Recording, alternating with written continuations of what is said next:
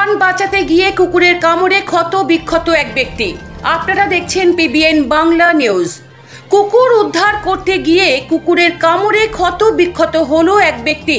এমন একটি ঘটনা ঘটেছে পশ্চিম মেদিনীপুর জেলার চন্দ্রকোনা 1 নম্বর ব্লকের 1 নম্বর লক্ষ্মীপুর গ্রাম পঞ্চায়েতের শ্রীনগর চৌকানে।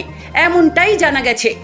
পিএইচই জলের পাইপলাইনের ম্যানহোল খুলে রাখার কারণে একটি কুকুর পড়ে যায়। বেশ কয়েক ঘন্টা পরে নজরে আসে কিছু মানুষজনের।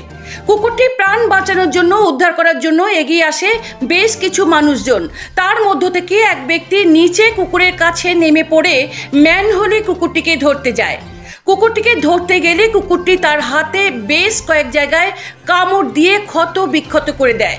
শেষমেশ পায়ে দড়ি বেঁধে তোলা হয় কুকুরটিকে। কুকুরের কামড়ে যে ব্যক্তিটি ক্ষতিগ্রস্ত হয়েছে সেই ব্যক্তিকে ক্ষীরপাই গ্রামের হাসপাতালে পাঠানো হয়েছে।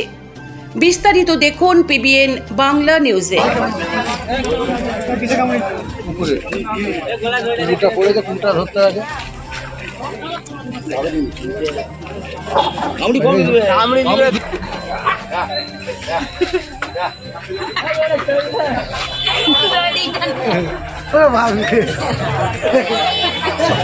কিছু দিনে খাবারের ভিতরে